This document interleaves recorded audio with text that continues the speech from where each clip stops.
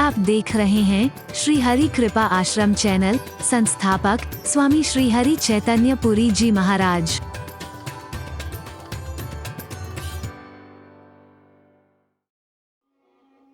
हाँ, कुछ है उनमें भी ऋण शब्द है, उसे पकड़ लो ना। प्रभु के चरण, उनमें भी ऋण शब्द है। हरि बोलना। इस संसार रूपी ऋण क्षेत्र में ये ऋण शब्द मैं बता रहा हूं ना। अगर प्रभु के चरण पकड़े, गुरु के चरण पकड़े, भक्ति रूपी चूर्ण को अगर हासिल किया, अपने कर्ण से जो सुन रहे हो इसे जीवन में अपना लिया, अपना आचरण अगर ठीक कर लिया, इसमें भी ऋण शब्द है। प्रण करने हैं तो अच्छे अच्छे करना। किसी को बर्बाद कर दूंगा, किसी को कहीं का नहीं छोड़ूंगा, उसको ऐसा कर दूंगा, ऐसे प्रण भी मत करना। अच्छे अच्छे संकल्प करना, अच्छे अच्छे प्रण करना। मैं दावे से कह रहा हूं, अपहरण हो जाएगा तुम्हारे दुखों का, क्लेशों का, चिंताओं का, विपदाओं का अपहरण हो जाएगा। इसमें भी ऋण शब्द आता है। डूबने की संभावना नहीं है, तरण की संभावना होगी, फिर उसमें भी ऋण शब्द आता है। तरण ही होगा, डूबना नहीं होगा। फिर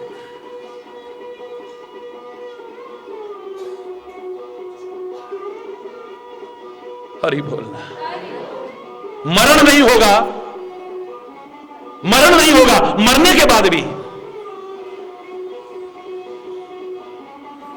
तुम्हारे जीवन का बहुत उच्चावस्था तक पहुंचना फिर अवश्यंभावी संभव हो सकेगा। मरण नहीं होगा।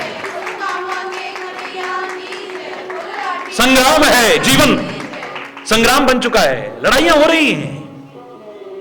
और मैंने कहा था वो संग्राम परमात्मा करे ना हो। याद कीजिए, जब भारत पाक सीमाओं पर प्रवचन हुए थे, हर साल होते हैं, लेकिन मैंने उस समय युद्ध की संभावनाएं जब थी, आपने टेलीविजन पर सुना था, खुले शब्दों में कहकर के आया था कि परमात्मा करे ये संग्राम तो ना हो, क्योंकि ये संग्राम जब भी होता है रक्तपात होता है, निर्दोषों का रक्तपात होता है।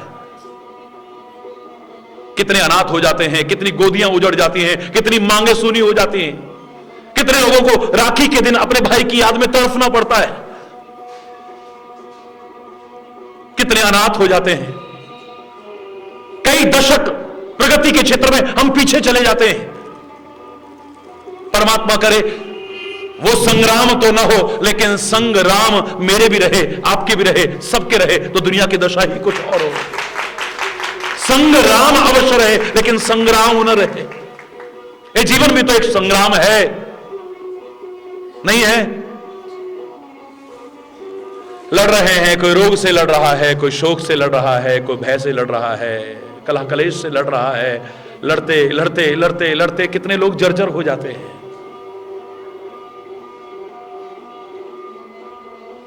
जीवन को जैसे तैसे ढो रहे हैं बहुत से लोग, और बहुत से क्या, अधिकांश लोग।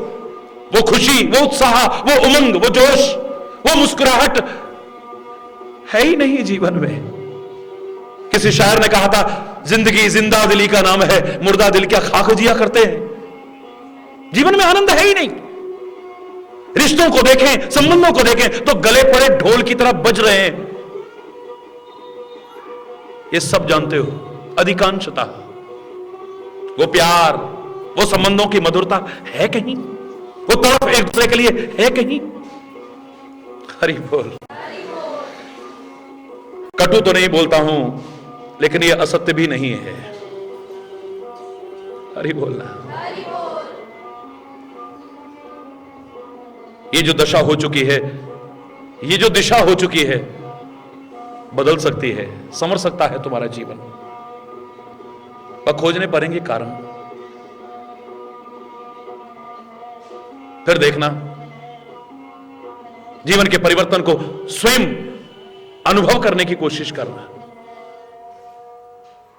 यहां पर कोई दिखावटी बात नहीं है, कोई आडंबर की बात नहीं है, कोई ढोंग पाखंड की बात नहीं है। मैंने हमेशा कहा है, धर्म विज्ञान सम्मत है, ढकोसला नहीं है। आज चंद लोगों ने अपने स्वार्थवश इसे ढकोसला बनाने की कोशिश की है, मैं नकार नहीं रहा हूं। यहां हर चीज के पीछे एक लॉजिक है। आडंबर नहीं है खाली, चंद स्वार्थों के कारण, मूर्खताओं के कारण, अज्ञानता के कारण इसे ढकोसला बनाने की कोशिश की है लोगों ने। धर्म और विज्ञान का तो परस्पर चोली दामन का साथ है, पूरक है एक दूसरे के, विरोधी नहीं है एक दूसरे के। आज के वैज्ञानिक युग में ऐसा, आज के तथाकथित वैज्ञानिक युग की आड़ लेकर के धर्म के बारे में आशंकाएं पैदा मत करो। जिसे सच्चे अर्थों में धर्म कहा जा सके वो धर्म विज्ञान सम्मत है, ढकोसला नहीं है। ढकोसला कब बनता है? मैंने हमेशा कहा है कि धर्म से जब विज्ञान दूर होता है तो ढोंग आता है, पाखंड आता है, आडंबर आता है, रूढ़िवादिताएं आती हैं, कुरीतियां आती हैं। और विज्ञान से भी जब धर्म दूर हो जाता है तो विज्ञान विकास का नहीं, विनाश का कारण बनता है। वो विज्ञान, आजकल का तथा विज्ञान अगर धर्म से दूर रहा तो विकास का नहीं, विनाश का कारण बनेगा।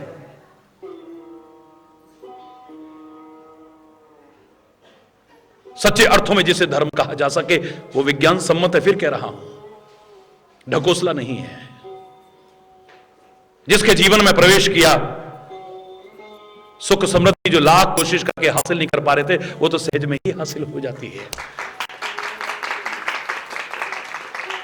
तुलसी तो अपने रामचरितमानस में खुले शब्दों में कह रहा है, रात दिन कोशिश करके भी सुख हासिल न करने वालों, सुनो मेरी बात को ध्यान से। तुलसी कह रहा है, जिमि सरिता सागर मह जाहि, यद्यपि ताहि कामना नाहि, तिमि सुख संपत्ति बिनहि बुलाए, धर्मशील पह जाए सुहाए। जैसे नदियां दौड़ दौड़ करके बिना बुलाए ही समुद्र की ओर जा रही हैं। सागर ने कभी कहा कि नदियों आओ मेरे पास, नदियों आओ मेरे पास, नदियों आओ मेरे पास? अरे बोलना। समुद्र ने कभी नहीं कहा कि नदियां, उसकी कामना भी नहीं है, क्योंकि समुद्र जानता है कितनी भी नदियां आ जाएं मेरा स्तर बढ़ने वाला नहीं। और सूर्य कितना भी जल सुखा ले मेरा स्तर कम होने वाला, वो तृप्त है, उसके अंदर कोई भूख बाकी नहीं है, और आ जाए और आ जाए और आ जाए, है ही नहीं। जैसे सागर के पास बिना कामना के भी, बिना बुलाए भी नदियां दौड़ दौड़ करके आती हैं, तिमें सुख संपत्ति बिना ही बुलाए, धर्मशील पह जाए सुहाए। अगर तुम धर्म का सच्चा अनुसरण कर लो तो सुख और संपत्ति उसी तरह से बिना कामना के, बिना बुलाए तुम्हारे पास अपने आप दौड़ दौड़ के आएंगी। एक बार देखो तो सही करके। लेकिन सच्चे धार्मिक बन जाओ तो, सच्चे धार्मिक जिसे कहा जा सके। तुम तिलक लगाते हो, बड़ी अच्छी बात है, लेकिन तुम सच्चे इतने मात्र से धार्मिक हो गए। मुझसे अगर कहा जाए पट्टा देने का तो मैं पट्टा नहीं दे पाऊंगा तुम्हें, मैं सर्टिफिकेट नहीं दे पाऊंगा। तुम रोज हवन करते हो सुबह उठ करके, बड़ी अच्छी बात है, मैं सम्मान करूंगा इस बात का, प्रशंसा करूंगा आपका, लेकिन इतने मात्र से तुम सच्चे धार्मिक हो, हरिचेतन सर्टिफिकेट नहीं दे पाएगा। तुम रोज 20, 30, 40, 50, 60, 70, 80, 100 मालाओं का जाप करते हो, बड़ी अच्छी बात है, धन्यवाद आपको, किस्मत वाले हो आप।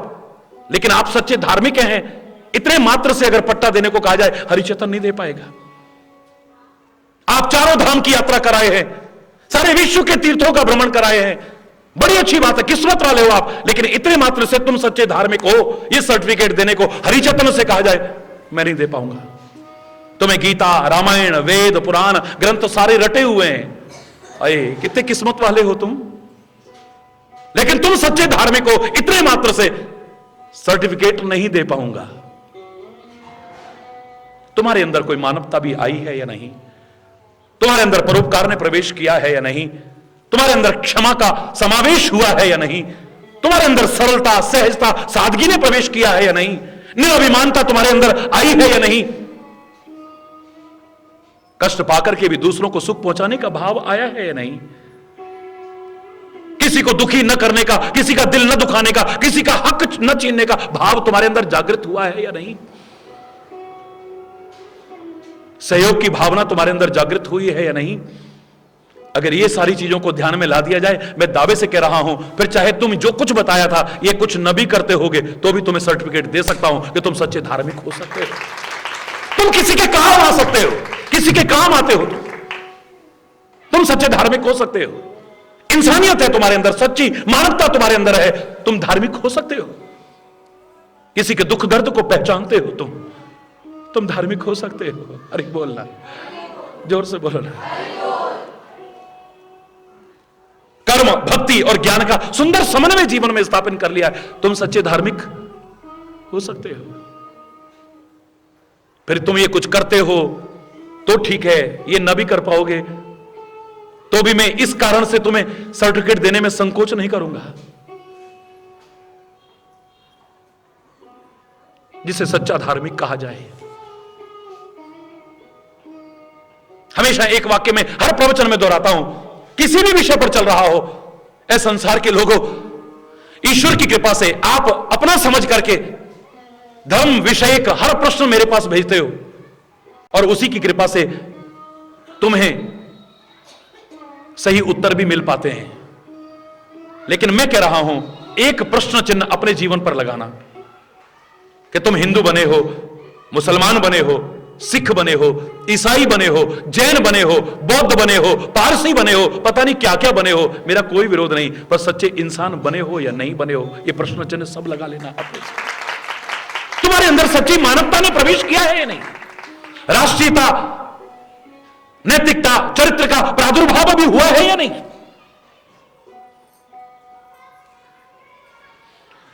अगर ऐसा हो गया, सुख और आनंद की सागर उमड़ने लगेगा तुम्हारे जीवन में। दावे से कह रहा हूं, करोड़ों ने आजमाया है, यह कोरी कथा नहीं है। तुम भी वंचित नहीं रहोगे उस सच्चे सुख, सच्चे चैन, सच्चे सुकून, सच्ची शांति, सच्चे आनंद से।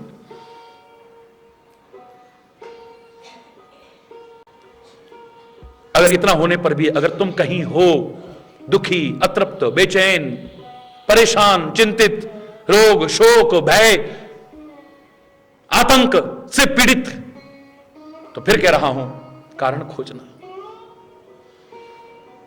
कारण खोज करके उन्हें दूर करने की कोशिश करना, फिर सही उपाय करना। निष्फल नहीं जाएगा, सफल होगा, और कई बार तो उपाय की भी आवश्यकता नहीं पड़ेगी।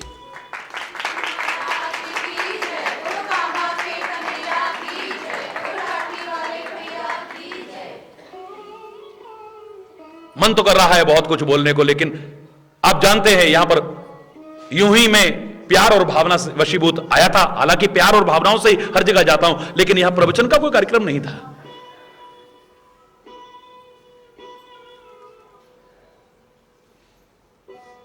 ना कोई प्रचार किया गया, ना कोई इस तरह की कोई सूचना। फिर भी जैसे तैसे भी सूचना पाकर के आप लोग सब यहां पर पहुंचे हो। आपके इन संस्कारों के प्रति मैं आपको धन्यवाद देता हुआ और परमात्मा से आपके सुख, समृद्धि, खुशहाली की बार बार कामना करता हुआ आज यहीं पर विराम। लेकिन कल यहां और निवास है, तो लाभ से वंचित नहीं रहना है हमको। लाख कोशिश करके जो इन सब से नहीं उबर पा रहे हो, तुम उबर जाओगे और कारण खोजेंगे कल बैठ करके। सर्वत्र सुख और आनंद आनंद हो, उल्लास हो, सुखी बसे संसार सब, दुखिया रहे न कोई, यह अभिलाषा है प्रभु मेरी पूर्ण होए।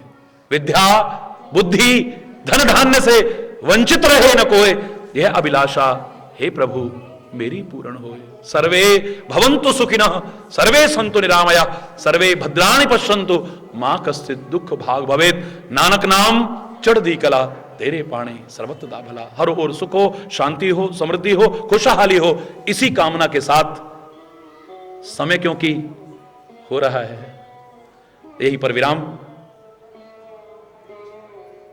ईश्वर की कृपा से ही कल फिर 3 से 5 हम चर्चा करेंगे, विचार विमर्श करेंगे, उपदेश नहीं।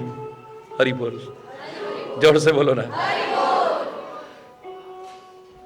और मुझे विश्वास है कि वो विचार विमर्श हमारे जीवन को संवारने के लिए काफी होगा। धन्यवाद, बहुत धन्यवाद। एक बार जोर से बोलेंगे धर्म की।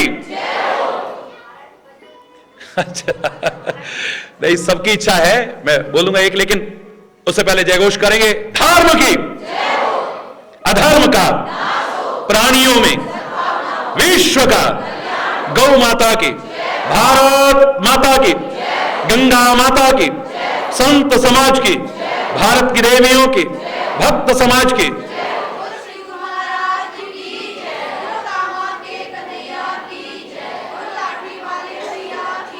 बोलो वृंदावन बिहारी लाल की जय। जय श्री राधे श्याम राम राम होगा दे।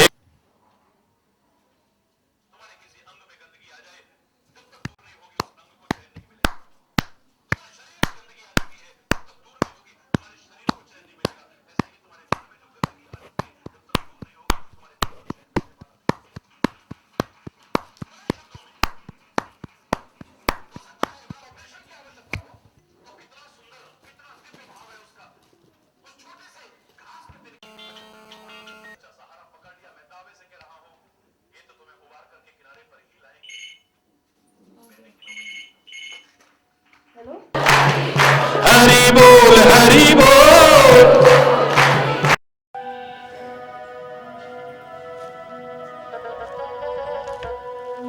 मेरा आपकी कृपा से सब काम हो रहा है। मेरा आपकी कृपा से सब काम हो रहा है। करते हो तुम कन्हैया, मेरा नाम हो रहा है। करते हो तुम कन्हैया,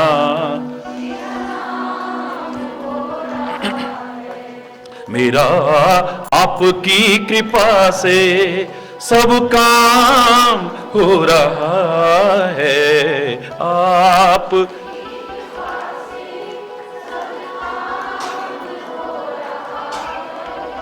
करते हो तुम कन्हैया, मेरा नाम हो रहा है।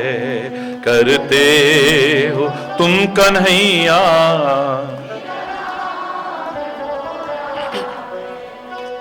पतवार के बिना ही मेरी नाव चल रही है।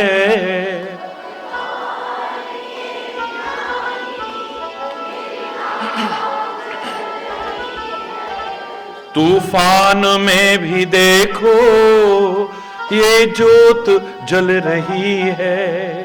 तूफान में भी देखो ये जोत जल रही है। अपनी कृपा के जल से मुझको भिगो रहा है। अपनी कृपा के जल से मुझको भिगो रहा है। करते हो तुम कन्हैया, मेरा नाम हो रहा है। करते हो तुम कन्हैया,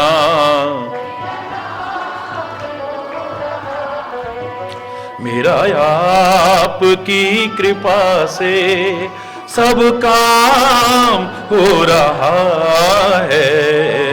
करते हो तुम कन्हैया, मेरा नाम हो रहा है। करते हो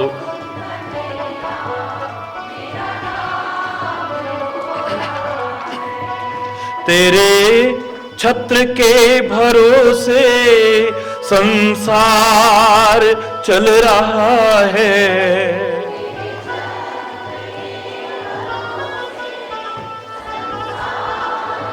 चल रहा सीपी में जैसे मोती सदियों से पल रहा है सीपी में।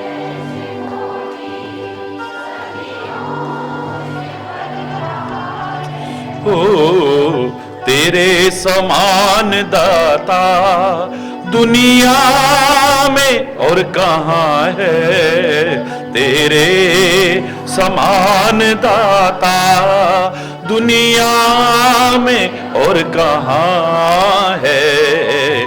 करते हो तुम कन्हैया मेरा नाम हो रहा है, करते हो तुम कन्हैया मेरा नाम हो रहा है। मेरा आपकी कृपा मेरी जिंदगी में तू है, मेरे पास क्या कमी है।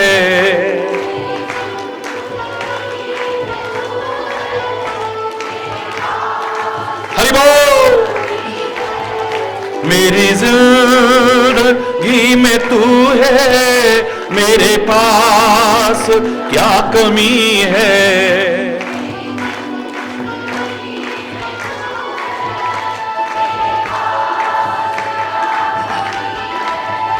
खुशियों के आंसुओं से मेरी आंख में नमी है, खुशियों के आंसुओं से मेरी आंख में नमी है।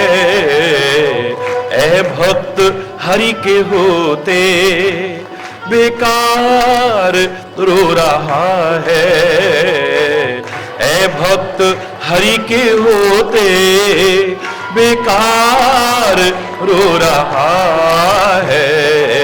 करते हो तुम कन्हैया मेरा नाम हो रहा है, करते हो तुम कन्हैया मेरा नाम हो रहा है। मेरा आपकी कृपा से सब काम हो रहा है, करते हो तुम कन्हैया मेरा नाम, मेरा नाम, मेरा नाम हो रहा।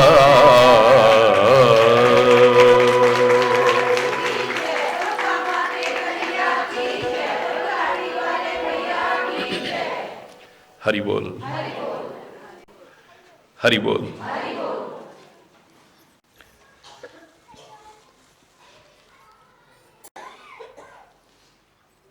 दुखी हैं, अशांत हैं, अतृप्त हैं, परेशान हैं, चिंतित हैं,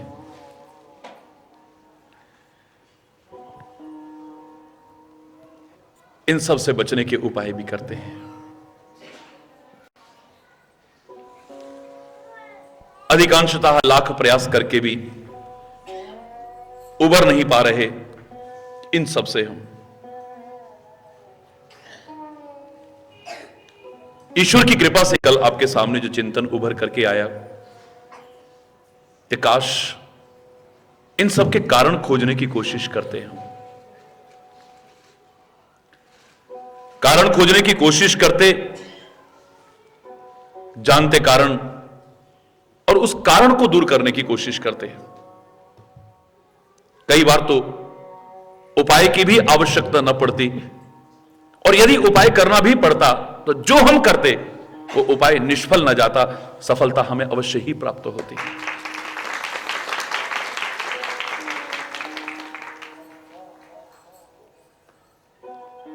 पैर में अगर हमारे कवच है, वो जूता या चप्पल है, तो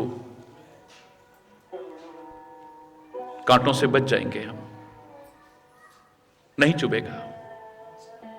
ये जीवन में जो कांटे चुभते हैं अवश्य ही एक कवच का अभाव है हमारे।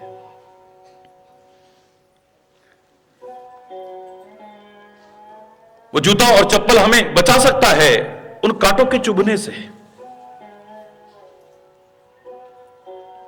हां, गहराई से विचार करेंगे तो एक बात और उभर करके आएगी कि हर बात हर एक पर लागू नहीं होती है, इतना भी ध्यान रख लेना। हर जूता हर एक के लिए नहीं है। अगर आपने अपने साइज का जूता पहना तो कांटों से तो बचेंगे ही, और भी होने वाली असुविधा से बचेंगे। और अगर अपने साइज का न पहना तो कांटे से आपको चुभन हो या ना हो, लेकिन आपके पैर में कितनी परेशानी हो जाएगी, इसे आप कभी अनुभव करने की कोशिश मत करना। कट जाएगा आपका पैर। जो आपके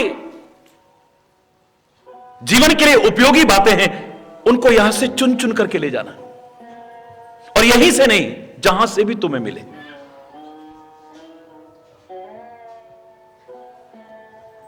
ये जो ठोकरें खाते हो बच जाओगे इससे।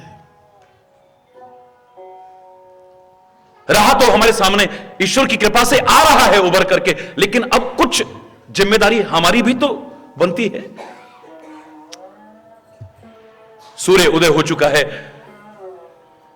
अंधकार का निवारण हो चुका है, प्रकाश हमें मिल रहा है, ठोकरों से बचने की पूरी गारंटी हो चुकी है।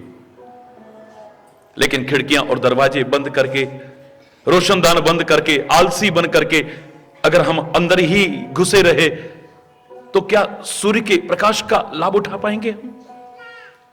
बाहर निकल करके आ भी गए यदि और आंखें बंद करके चलते रहे तो भी सूर्य बिल्कुल हमारे ऊपर आ चुका है, खूब प्रकाश फैला हुआ है, अंधकार किंचित मात्र भी नहीं है, फिर भी ठोकरों से बचने की कोई गारंटी हमें नहीं मिलेगी।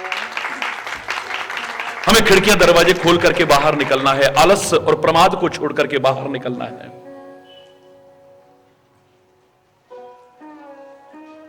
हमें आंखें खोल करके चलना है।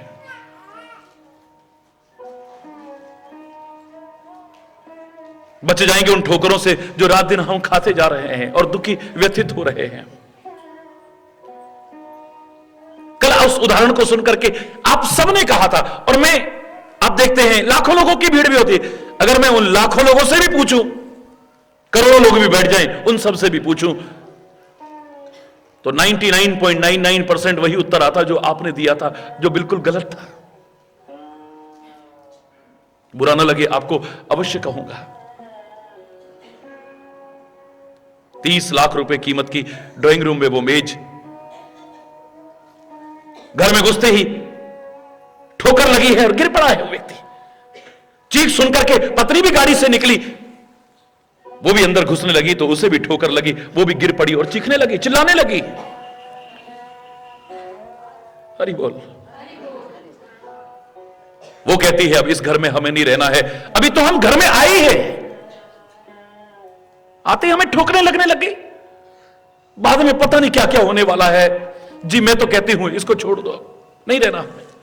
करोड़ों रुपए लगा करके इतना आलीशान,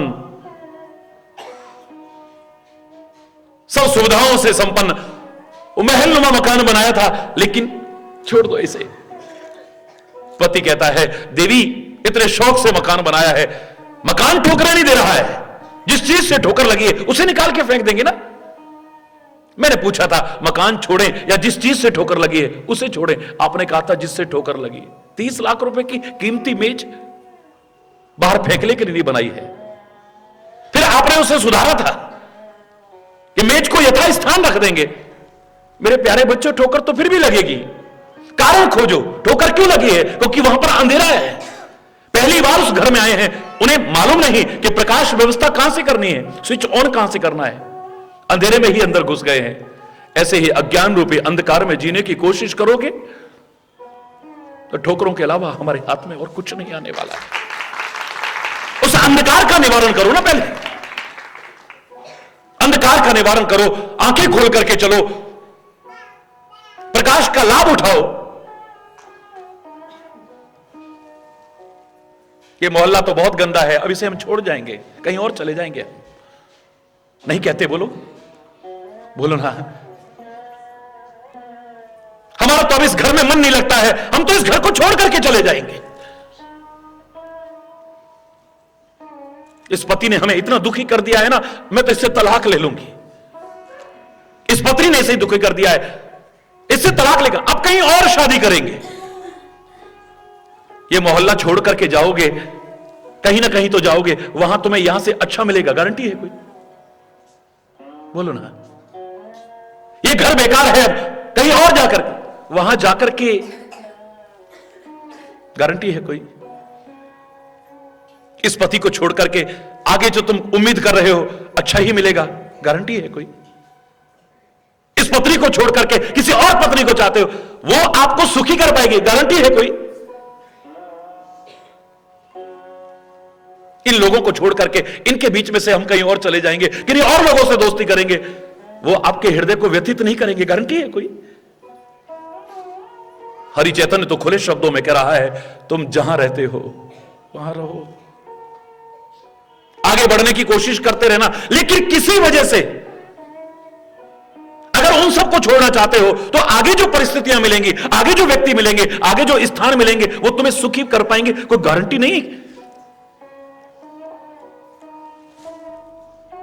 तुम्हारे दुख के, वैमनस्यता के, कलह कलेश के, अशांति के, वैर विरोध के, मनमुटाव के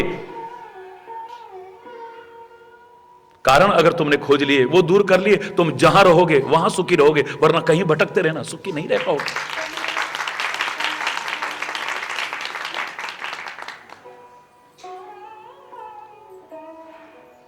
लाख दवाइयां करते रहे खांसी की, पर खौ खौ खौ खौ ही करते रहे।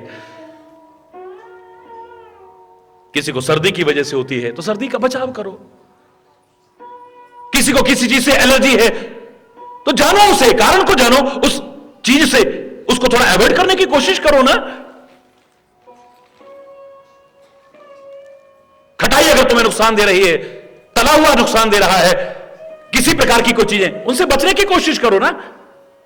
कारण जानो, अंतरात्मा से, गहराई से विचार करने की कोशिश करोगे, कारण तुम्हें पता लग जाएगा कि ये रोग, ये परेशानी हमें क्यों रही है। उस कारण को दूर कर लेना, ठीक हो जाओगे। और कारण दूर ना करा, कितना भी उपचार करते रहना, कितना इलाज करना, बड़े से बड़े डॉक्टर को फेल कर दोगे, लेकिन ठीक नहीं हो पाओगे, दावे से कह रहा हूं। कैंसर का वो महादानव अभी तक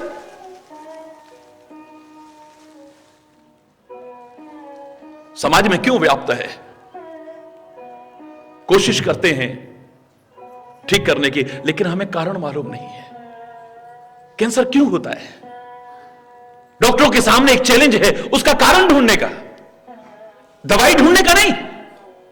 दवाइयां तो बहुत बन चुकी हैं, लेकिन कारण मालूम नहीं है। दबता है फिर उभर आता है। तंबाकू का इस्तेमाल करने से संभावनाएं ज्यादा बढ़ती हैं, बचना इनसे। गंदे खान पान से संभावनाएं ज्यादा बढ़ती हैं, बचना उनसे। गलत दिनचर्या से संभावनाएं ज्यादा बढ़ती हैं, बचना उनसे। लेकिन जो अच्छा खान पान रखते हैं, तंबाकू इत्यादि से भी बचाव रखते हैं, नशीले पदार्थों का सेवन नहीं करते हैं, दिनचर्या भी ठीक रखते हैं, हमने तो उनको भी होते देखा है। क्यों क्यों? कारण मालूम नहीं है प्यारे बच्चों। जिस दिन कारण पता लग गया ना, ईश्वर करे वो दिन जल्दी आए, तो समाज में इतने लोग, हमारे भाई बहन, जो इस दुख के कारण असमय इस संसार से उठ जाते हैं और परिवार को दुख में छोड़ जाते हैं। जाना तो सबने है, लेकिन इस वजह से जाते हैं, बच जाएंगे उससे, और लोग निरोग होकर के अपने घरों में सुखी बच सकेंगे। पक्की बात। कारण मालूम नहीं है हमें, कारण मालूम हो जाए तो अरे बोलना। यहां से हरिद्वार पैदल जाना है, कितना समय लग जाएगा?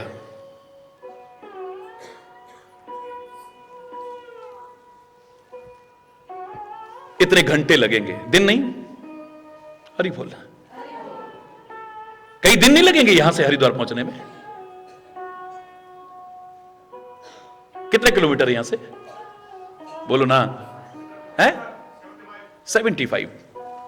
तो 65 किलोमीटर तो एक दिन में पूरे भारत की पैदल यात्रा के दौरान में चला हुआ हूं। 24 घंटे लग जाएंगे, 30 घंटे लग जाएंगे।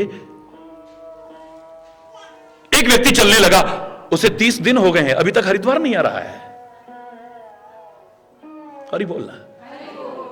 अभिमानवश हम किसी से मार्गदर्शन लेना भी नहीं चाहते, हम अपने आप को ज्ञानी समझते हैं,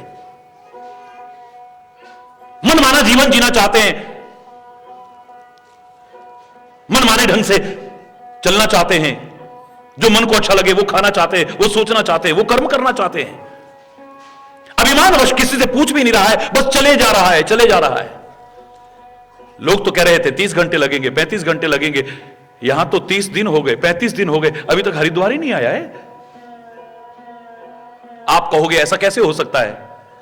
हुआ क्या, नजीमाबाद से इधर जाने की बजाय इधर चल दिया ना, वो कोतवाली आ जाएगा, नगीना आ जाएगा, या बिजनौर आ जाएगा, नेटौर आ जाएगा, आगे नूरपुर आ जाएगा, आगे गजरौला आ जाएगा, या इधर खटीमा साइड में निकल सकता है, दिल्ली साइड में निकल सकता है। कितना भी चलते रहना, अगर गलत दिशा में तुम्हारे प्रयास हैं, मंजिल से दूर होते जाओगे, कभी मंजिल तक पहुंच ही नहीं पाओगे। एक दिन तो क्या, एक महीना तो क्या, एक वर्ष चल लीजिए, आप पहुंचेंगे। अभिमानवश पूछना भी तो नहीं चाहते हैं, हम गलत तो नहीं चल रहे हैं कहीं। तुम्हें तो कोई कहे भी कि तुम गलत चल रहे हो, गलत खान पान रख रहे हो, गलत चिंतन रख रहे हो, तुम्हें बुरा लगता है, अपने मनमाने ढंग से चल रहे हो। ऐसे में अगर तुम गलत दिशा में चल गए, डायरेक्शन तुम्हारी, रास्ता गलत नहीं है, दिशा गलत है खाली। विचार करके बताना, क्या तुम्हें तुम्हारी मंजिल मिल पाएगी? तुम्हारे मन में है हरिद्वार जाओ, और खाली मन में नहीं है, तुम जाना चाहते हो और जाना चाहते नहीं, उसके लिए प्रयास भी कर रहे हो, लेकिन गलत दिशा में चल करके कितना भी समय बर्बाद कर लो, तुम्हें तुम्हारी मंजिल मिलने वाली नहीं है। मैं तो चाहता हूं तुम जीवन में कोई लक्ष्य निर्धारित करो और उस पर चलो, मार्गदर्शन तुम्हें मिले और सही दिशा में चलते हुए तुम अपनी मंजिल को, अपने लक्ष्य को प्राप्त कर सको, सफलता तुम्हारे कदम चूमे। मैं तो रात दिन यही प्रयास कर रहा हूं। कारण खोजो, क्यों नहीं पहुंच रहे हैं? देखा उसने झूठ बोला हमसे, 75 किलोमीटर है खाली। अरे यार 60 किलोमीटर में एक दिन में चल सकते हैं, ज्यादा से ज्यादा 1.5 दिन लग जाता, यहां तो 1.5 महीना क्या, 3 महीने क्या, कितना टाइम हो गया है अभी तक। हरिद्वार कारण खोजो ना, क्यों नहीं पहुंच पा रहे हो हरिद्वार? रास्ता बताने वाले को, किलोमीटर बताने वाले को तुम गालियां देना शुरू कर दोगे। हरि बोलना, जोर से बोलो ना। अज्ञान के कारण कई बार हम आंख होते हुए भी अंधे बने हुए हैं, क्षमा चाहते हुए कहूंगा, और इस संसार रूपी कारागार में पड़े हुए हैं।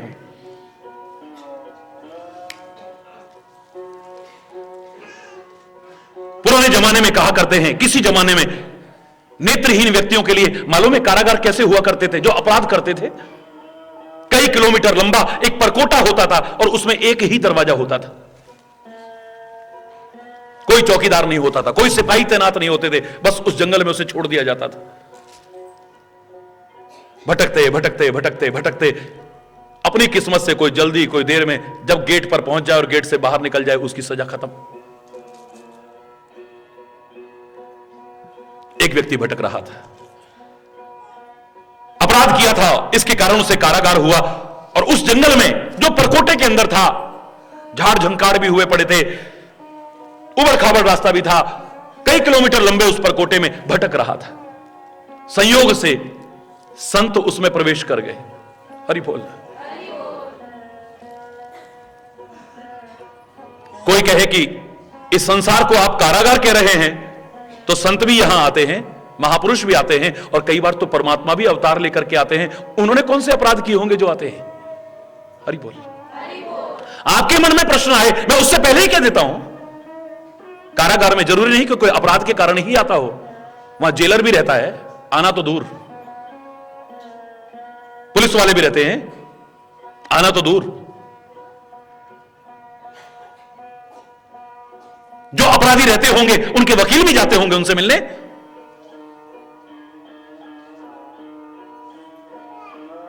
कोई व्यवस्था के लिए है और कोई उसको कारागार से मुक्त कराने की व्यवस्था कर रहा है, इसलिए जाता है। तो संसार में, इस संसार रूपी कारागार में अगर संत आते हैं, महापुरुष आते हैं, रामकृष्ण महावीर इत्यादि अवतार और महापुरुष आते हैं, तो वो तुम्हें इस कारागार से मुक्त कराने आते हैं, कारागार के अपराधों के कारण नहीं आते हैं। एक संत ने प्रवेश किया, उसे मालूम नहीं था ये कारागार है। संत ने प्रवेश किया, एक नेत्रहीन व्यक्ति को भटकते हुए देखा, लहूलुहान होते देखा, उन झाड़ियों में जगह जगह खरोंचे लगी हैं, वस्त्र फटे हुए हैं। उन्हें तरस आ गया, क्योंकि संत दयालु होते हैं, संत कृपालु होते हैं। इसे उबारा जाए, आगे बढ़े। कौन हो भाई तुम, यहां क्यों अटक रहे हो भाई तुम? आओ मेरा हाथ पकड़ो, मैं तुम्हें बाहर कर देता हूं। बोले जी मैं अपराधी हूं, मुझसे अपराध हो गए हैं, इसलिए मुझे कारागार हो गया है। ये मैं जहां भटक रहा हूं ना, ये कारागार है हमारा। और मुझसे कहा गया है कि इस बाउंड्री में एक दरवाजा है, जब तुम दरवाजे से बाहर निकल जाओ तुम्हारी सजा खत्म है। संत बोले एक अपराधी को कारागार से बाहर निकालना भी हाथ पकड़ करके, यह भी एक अपराध है, लेकिन मार्ग तो बताया जा सकता है। उस नेत्रहीन व्यक्ति का हाथ पकड़ा और दीवार पर रख दिया है। हरि बोलना। नेत्रहीन व्यक्ति का हाथ पकड़ा और दीवार पर रख दिया। संत कहने लगे बेटा इस दीवार को पकड़ करके बस चलते रहो, यूं करते करते जहां तुम्हारे हाथ के नीचे दीवार ना आए, सोच लेना दरवाजा है, वहां से निकल जाना, तुम्हारी सजा खत्म हो जाएगी। वरना भटकते रहोगे भटकते रहोगे। एक सहारा पकड़ा दिया है, एक संबल पकड़ा दिया है। जैसे हमारे संत, हमारे सदगुरु, हमारे महापुरुष हमें कोई मार्गदर्शन देकर के एक सहारा पकड़ा देते हैं, परमात्मा के नाम का सहारा पकड़ा देते हैं, अपने दिव्य उपदेश का सहारा पकड़ा देते हैं, अपने मार्गदर्शन का सहारा पकड़ा देते हैं। वरना भटकते रहोगे बेटा। दीवार मत छोड़ देना, इस सहारे को छोड़ना मत जो हमने पकड़ाया है तुम्हें। लगातार इसे पकड़ करके चलते रहना। जब तुम्हारे हाथ के नीचे ये दीवार न दिखाई दे, सोच लेना दरवाजा आ गया है। कोई भी कारण क्यों ना हो, हाथ मत हटाना यहां से, एक क्षण को भी इस सहारे को छोड़ना मत। अगर तुम मुक्त होना चाहते हो तो, आजाद होना चाहते हो तो, स्वच्छंदता के वातावरण में विचरण करना चाहते हो तो,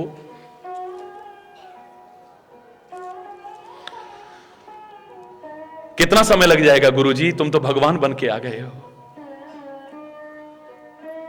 बोले लगातार अगर तुम चलते रहे तो ज्यादा से ज्यादा 1 घंटे में बाहर हो जाओगे। हरि बोलना, जोर से बोलो ना। हुआ क्या कि वहां तो 1 घंटा, 2 घंटे, 3 घंटे, 4 घंटे, 5 घंटे, 6 घंटे, 7 घंटे, 8 घंटे, 24 घंटे, 30 घंटे, 32 घंटे, घंटे बढ़ते जा रहे हैं, लेकिन दीवार हाथ के नीचे लगातार चल रही है। दरवाजा आ ही नहीं रहा है। संत तो कह करके चले गए, सहारा पकड़ा करके चले गए। अब संत जिनको कहता था भगवान बन के आए हो आप, गालियां दिल लगा, अबे वो ढोंगी, ओ पाखंडी, हमें बेवकूफ बना गया, 1 घंटे में पार हो जाओगे, 1 घंटे में मुक्त हो जाओगे। मेरे को तो 24 घंटे हो गए, 30 घंटे हो गए, 35, 40 घंटे हो गए, अभी तक कारण नहीं खोजा कि क्यों नहीं पार हो पा रहा है। तेरे को भी मालूम है कि दरवाजा एक है इसमें। होता क्या था, जैसे ही दरवाजा करीब आता था उसे खुजली लगती थी, दुर्भाग्य से हाथ हट जाता था, लेकिन पैर चलते रहते थे। दरवाजा निकल गया, फिर दीवार पर हाथ रखा, इसलिए पार नहीं हो पा रहा है। कारण खोज, सहारा छूट गया है, चाहे एक क्षण, किसी भी वजह से, किसी भी वजह से। संत ने कहा था इस सहारे को छोड़ मत देना। चाहे विषय भोगों की खुजली लगे तुम्हें, चाहे कोई कष्ट आ जाए, चाहे कोई परेशानी आ जाए, चाहे पैर में कांटा चुभ जाए नीचे, दीवार मत छोड़ना, दूसरे हाथ से निकाल लेना। हाथ छोड़ बैठा, पैर चलते रहे। हरि बोलना। फिर पुनरपि मरणम, पुनरपि जननम, पुनरपि जनरी जठरे शयनम, बार बार जन्म, बार बार मरण, फिर इस संसार में आ जाता है। कारण खोजो बस। हरि बोलना। सुख नहीं मिल रहा है, सच्चा आनंद नहीं मिल रहा है, कहां खोजा है तुमने सुख? और सुख का सागर परमात्मा नहीं मिल रहा, यह तो बहुत ऊंची बात है। हमारा मन बड़ा बेचैन रहता है, महाराज जी कैसे चैन मिले इसे? याद करो मैंने क्या कहा था, इसका भी कारण खोजो। हर कोई चाहता है चैन, सुकून, शांति, सुख, आनंद। कौन नहीं चाहता है? बोलो, आप नहीं चाहते हैं? नहीं चाहते? जो सुख चाहते हैं, आनंद चाहते हैं, सच्चा चैन, सुकून चाहते हैं, हाथ उठाओ ना जरा। मैं चैलेंज करके कह रहा हूं, उसकी कृपा से अगर इस मार्गदर्शन को अपनाया तुम्हें न मिले तब कहिएगा। आप सब चाहते हैं, तभी तो मैंने कहा कहा था, याद करिए, एमए की क्लासों में पढ़ाया जाता था चारवाक का सिद्धांत। यावत जीवेत सुखम जीवेत ऋणम कृत्वा घितम पीवेत। एमए में जिन्होंने पढ़ा होगा उन्हें मालूम होगा। चारवाक को नास्तिक करार दिया गया। जब तक जियो सुख से जियो, कर्जा करके भी घी पियो। सुना होगा आपने। मेरे कॉलेज में लेक्चर हो रहा था तो मैंने एक क्लास में जाकर के पहले मेरे का देखता हूं क्या पढ़ा रहे हैं, तो संयोग से उस दिन यही पढ़ाया जा रहा था। मैंने प्रारंभ भी यहीं से किया। इतने मात्र से हरि चैतन्य उसे नास्तिक नहीं मान सकता है जो आप बच्चों को पढ़ा रहे हो। जब तक जियो सुख से जियो, इतने से कोई नास्तिक हो जाए? कौन नहीं चाहता है सुख से जीना? मैं नहीं चाहता, आप नहीं चाहते, संसार में कौन नहीं चाहता है? हरि बोलना, जोर से बोलो। कौन सुख से जीना नहीं चाहता है? सब चाहते हैं। आपने उसे नास्तिक कैसे कह दिया? क्या गलत कहा उसने? जब तक जियो सुख से, गलत बात है क्या है?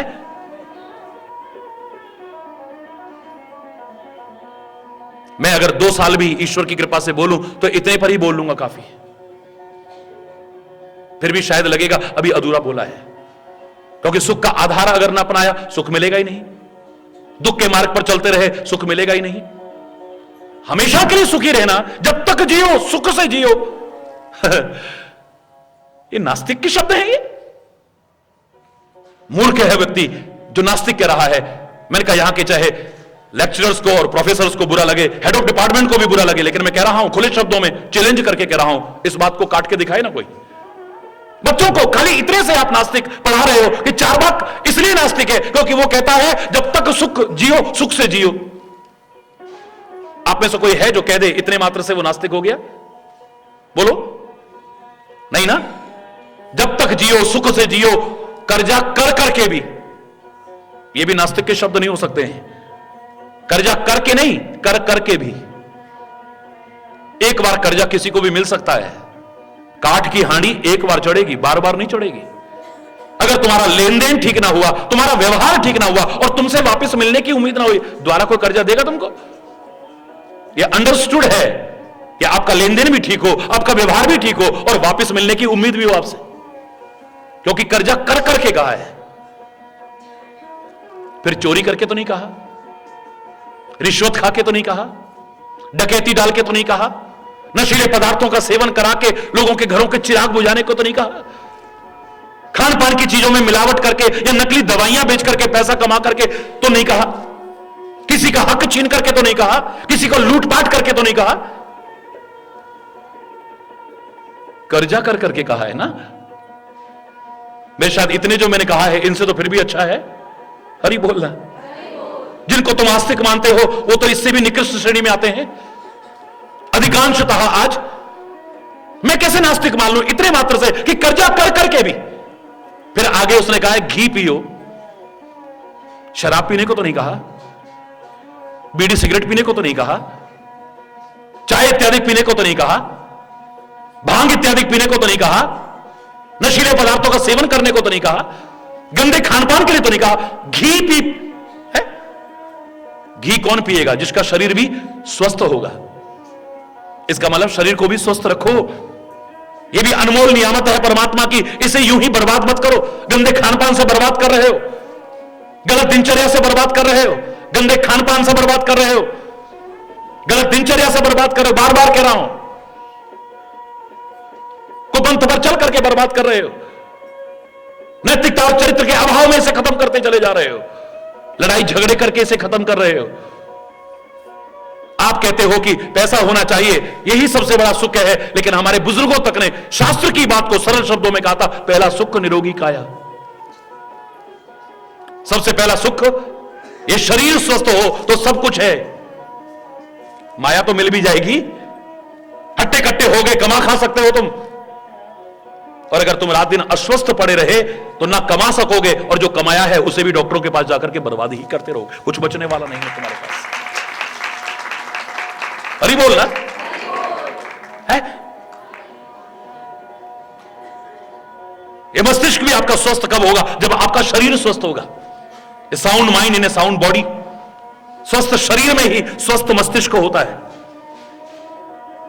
के लोगों ने भी स्वीकार किया है इस स्वास्थ्य का महत्व। वो कहते हैं पैसा गया तो कुछ नहीं, ये तो फिर आ जाएगा। If the wealth is lost nothing is lost, if the health is lost something is lost, और if the character is lost everything is lost. धन गया तो कुछ न गया, स्वास्थ्य गए कुछ जाता है, और यदि चला चरित्र गया नरका तो फिर कुछ नहीं रह जाता है। वो कह रहा है घी पियो, शराब नहीं, बीड़ी सिगरेट नहीं, तंबाकू नहीं, भांग सुल्फा गांजा नहीं, चाय नहीं, घी पियो। और घी तभी पियोगे जब स्वस्थ भी रहोगे, अपने स्वास्थ्य के लिए भी है, समय पर उठोगे, समय पर सोओगे। Early to bed and early to rise makes a man healthy wealthy and wise. तुम्हारा ना सोने का समय है, ना जगने का समय है, ना खाने का समय है, क्या करें, फुर्सत ही नहीं मिलती। फिर अस्पताल में भर्ती होने के लिए फुर्सत मिल जाएगी। हरि बोलना, भगवान करे कहीं भी ऐसा ना हो, क्योंकि हरि चैतन्य की तो वही कामना है जो हमारे मनुष्यों के रहे। सर्वे भवन्तु सुखिनः, सर्वे सन्तु निरामया, सब सुखी हो और स्वस्थ हो, निरोग हो, सारे अच्छे अच्छे बने और जीवन उनका अच्छा अच्छा हो। मैं तो यही कामना करता रहा हूं हमेशा से, है? लेकिन अगर ऐसा हुआ तो क्या होगा बोलो? न खाने का समय है, न पीने का समय है, न सोने का समय है, न पूजा का समय है, न बच्चों के लिए समय है। बच्चे अलग गुमराह हो रहे हैं, वो प्यार और अपनापन उन्हें घर में नहीं मिलता, इसलिए झूठे प्यार और अपनेपन की तलाश में बाहर भटक जाते हैं, गुमराह हो जाते हैं। वो प्यार और अपनापन जो हमें घर में देना चाहिए था, उनको उससे वंचित रह रहे हैं। वो छुट्टियां हो गई, हमने कितनी बार कहा पापा चलो ना वहां घूम करके आते, फुर्सत नहीं है। यहां तक कि बच्चे पढ़ते हैं या नहीं पढ़ते हैं जानने की फुर्सत नहीं है। पढ़ाई के बहाने कहां जाते हैं जानने की फुर्सत नहीं है। किताबों में रख करके क्या पढ़ रहे हैं जानने की फुर्सत नहीं है। कैसे लोगों से दोस्ती करते हैं जानने की फुर्सत नहीं है। इंटरनेट पर क्या देखते हैं और क्या करते हैं फुर्सत नहीं है। रात रात भर टेलीविजन पर क्या देखते हैं कमरा बंद करके जानने की फुर्सत ही नहीं है। हरि बोलना है। शरीर बर्बाद, धन बर्बाद, बच्चे बर्बाद। हरि बोलना। तो बच्चा काहे के लिए कर रहे हो? फिर काहे के लिए कर रहे हो? हरि बोलना। गहराई से विचार करना इस पर। स्वास्थ्य अगर तुम्हारा ठीक है तभी तो तुम, और वो तभी हो पाएगा जब आपकी दिनचर्या ठीक हो, खान पान ठीक हो, वरना तो गड़बड़ी होगा आपका। चाहे मैं लाख कहता रहूं सर्वे संतु निरामया, सब सुखी हो निरोग हो, नहीं हो पाएंगे सब लोग, क्योंकि ये कामना है, आशीर्वाद नहीं। कामना पूरी हो ना हो इट डिपेंड्स ऑन यू। मैं तो कामना ही करनी है, तो अपने लिए कोई कामना नहीं है। रात दिन आप लोगों के लिए शुभ कामना करता रहता हूं और मेरे पास कोई काम ही नहीं है, मैं क्या करूं? लेकिन कामना पूरी करना न करना आप पर निर्भर करता है। आप अगर दुख के मार्ग पर चलोगे तो सुख कैसे मिलेगा?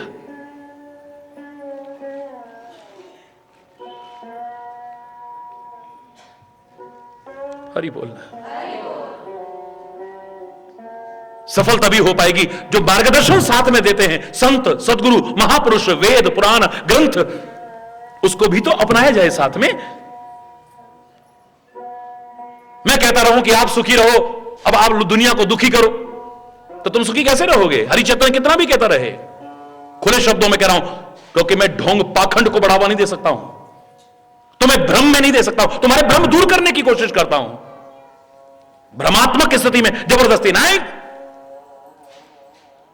जो तुम्हारे जीवन में परिवर्तन आना चाहिए सत्संग सुन करके वो भी आएगा, तब सच्चे सुख और आनंद के भागीदार बनोगे, वरना नहीं बन पाओगे। डॉक्टर का मिल जाना रोग दूर होने की गारंटी नहीं। डॉक्टर अच्छी से अच्छी दवाई दे, रोग दूर होने की गारंटी नहीं। डॉक्टर अच्छा मिले, दवाई अच्छी मिले, पर दवाई को उपयोग में भी तो लाएं और उसके बताए परहेज पर चले, तब संभावना है रोग दूर हो जाएंगे। यहां संभावना नहीं, गारंटी है। लेकिन जो बताया है इसे इस्तेमाल तो करके देखो, वहां संभावना है, गारंटी नहीं। हरि बोलना। विचार करके देखो, अगर तुम दूसरों को दुखी करते रहे, हरि चैतन्य तो क्या भगवान भी तुम्हारे सामने आके गए, बच्चों सुखी रहो, फिर भी सुखी रहेंगे हम। और गुरु की कामना करना तो क्या, वो तुम्हारे साथ रह ले तो भी अगर तुम गलत जीवन जीते रहे, तुम सुख और आनंद पा सकोगे सच्चा? भगवान का नाम दुखों को दूर करता है। यहां तो कृष्ण का साथ पांडवों को मिला है। सारा जीवन संघर्ष, सारा जीवन विपत्तियों के बादल ही मंडाते रहे, सारा जीवन कष्ट और दुखों में ही घिरे रहे। वो भगवान का साथ मिलना, गुरु का साथ मिलना, संत का साथ मिलना, महापुरुष का साथ मिलना सौभाग्य का विषय हो सकता है। लेकिन उनके मिलने के बाद भी अगर गलत जीवन जीते हो तो दुर्भाग्य नहीं, महादुर्भाग्य का विषय बन जाएगा। संत, गुरु और परमात्मा मिल जाए, इसका तात्पर्य नहीं कि अब तुम चाहे जो खाओ, चाहे जो पियो, चाहे जैसा जीवन जियो, चाहे जैसे कर्म करो, क्योंकि गुरु जी संभाल लेंगे, हम तो बैठे हैं और चुपचाप बस पकड़ लेंगे पीछे से, उद्धार हो ही जाएगा। हरि बोलना। मिल गए हमें तो अब हमें कुछ करने की जरूरत नहीं, करना पड़ेगा तुम्हें। धोखे में नहीं रखूंगा मैं, क्योंकि मेरा कोई स्वार्थ नहीं है आपसे, कोई स्वार्थ नहीं है आपसे। मैंने एक ही बात कहा है कि तुम खाली गुरु नहीं मानते हो, अपना सर्वस्व ही, आप लाठी वाला भैया भी तो कहते हो। आजकल के भाई हो सकता है तुम्हें सुखी देख करके ईर्ष्या करें, लेकिन तुम्हारा लाठी वाले भैया अगर तुम्हें दुखी देखेगा तो दुखी होता है, तुम्हें खुश देखेगा तो इतना खुश होता है, शायद जीवन में कभी इतनी खुशी ना मिली हो। तुम सुखी होते हो, प्रसन्न होता है।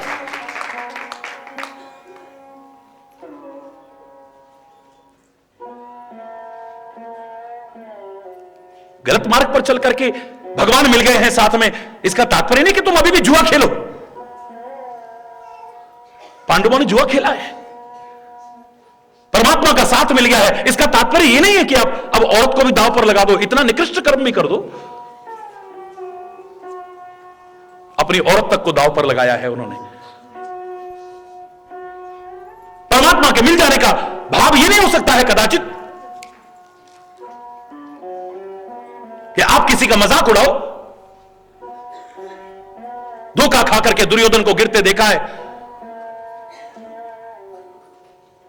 कोई भी दुर्योधन की जगह होता धोखा खाकर के गिर सकता था, क्योंकि पांडवों ने, उनका आर्किटेक्ट इतना तगड़ा है, इतना महान है। ओहो, क्या उसने नक्शा दिया है, क्या बिल्डिंग का निर्माण कराया है कि वहां पानी की जगह जमीन नजर आती है, जमीन की जगह पानी नजर आता है। कोई भी धोखा खाकर के गिर सकता था, कोई भी। दुर्योधन गिर गया है, ऊपर खड़ी द्रौपदी के तीरों के समान चुभने वाले वचन छूटते हैं। वो अंधे की अंधी ही औलाद रही ना, एक अंकुर पैदा हो गया है, मन में एक भावना पैदा हो गई है। इसने भरे दरबार में मेरी बेइज्जती की, मेरे को जरा कटा सुनाया है, आने दे मौका। भरे दरबार में द्रौपदी, अगर तेरे को मैंने बेइज्जत करके ना दिखाया तो मेरा नाम भी दुर्योधन नहीं है, बेइज्जत करके दिखाऊंगा तेरे को। सारी जड़ वहां से पैदा हो गई। हरि बोलना।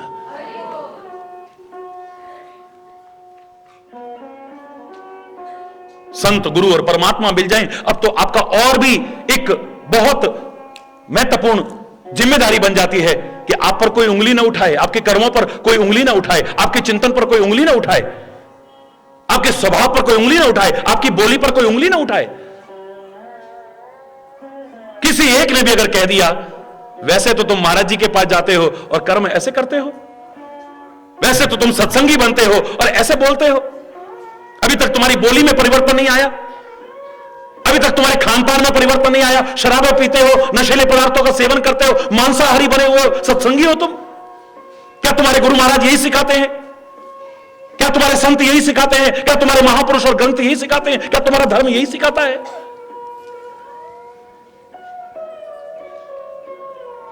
अगर एक ने भी किसी ने उंगली उठा दी ऐसी तो धिक्कार है हम पर, बार बार धिक्कार है। संत से जुड़ने के बाद, गुरु से जुड़ने के बाद, महापुरुष से जुड़ने के बाद, धर्म से जुड़ने के बाद, परमात्मा से जुड़ने के बाद अब तो एक वांछित परिवर्तन आना चाहिए। हमारी बोली देख करके कोई कहे वाह कमाल है भाई, देखो पहले कैसे बोलता था, जब से सत्संग में अब तो इसकी बोली सुधर गई। हरि बोलना। पहले कैसे कैसा खान पान रखता था, शराबें पीता था, मीट खाता था। अब देखो कितना कितना शुद्ध सात्विक भोजन ग्रहण करता है। पहले तो बात बात में लड़ता झगड़ता था, अब देखो कितना बदल गया है, कितना बदल गया है। पहले हर एक की निंदा चुगली करता था, लेकिन अब किसी की अच्छाई हो तो करता है, किसी की बुराई नहीं करता है। पहले तो ऐसे कर्म करता था, अब देखो कितना परिवर्तन आ गया है। बदल जाए। अगर ये बदल गया तो तुम्हारा दुर्भाग्य भी सौभाग्य में बदल जाएगा, परम सौभाग्य बन जाएगा। देखो तुम अपने आप को दुर्भाग्यशाली मान करके फिर जगह जगह अपना हाथ फैला के हमारा हाथ देख दो जरा, हमारी जन्मपत्री देख दो जरा, हमारा ये देख दो, कुछ नहीं होने वाला है, कुछ भी। ये जरा चावल लाए हैं, जरा देख दो जरा, अरे बोलना, कुछ दिखाना नहीं पड़ेगा। अपने आप तुम्हारा जीवन न संवर जाए तब कहिएगा। प्रभु है ना फिर तुम्हारे साथ, गुरु है ना फिर तुम्हारे साथ। तुम्हारे मन में एक ताकत प्रवेश करेगी, तुम्हारी आत्मा में एक ताकत आएगी, मनोबल बढ़ेगा तुम्हारा, आत्मबल बढ़ेगा, आत्मविश्वास बढ़ेगा तुम्हारा। जीवन इस संग्राम में, जीवन संग्राम में निर्भीक होकर के चलोगे, तुम निश्चिंत होकर के चलोगे, निडर होकर के चलोगे। कोई है ना हमारे साथ। किसी प्रकार का तुम डरते हो तब ढोंग पाखंड की चौखटों पर नाक रगड़ते हो। हाय पता नहीं क्या होगा हमारा, हाय पता नहीं क्या होगा, हाय हमारा पता नहीं क्या होगा, क्या होगा क्या, अब क्या करना है, इसे ठीक से कर ले, बहुत अच्छा ही होगा, कभी बुरा नहीं हो सकता है। मैंने हमेशा कहा है कि हम चिंता काहे की करते हैं, पश्चाताप काहे पर करते हैं, हाय हाय करके चिल्लाते किस पर है, या भूतकाल पर या भविष्य पर। हाय हमारा जीवन ऐसे निकल गया, हाय हमारा जीवन, हाय हाय करते रहोगे तो जो बचा है वो भी निकल जाएगा। हाय पता नहीं क्या होगा, हाय पता नहीं। भगवान तुमको सबको लंबा जीवन दे, दीर्घ जीवन दे, सुखी जीवन दे, मैं कामना कर रहा हूं, प्रार्थना करता हूं प्रभु से, लेकिन एक क्षण का भरोसा नहीं है, किसने देखा है भविष्य।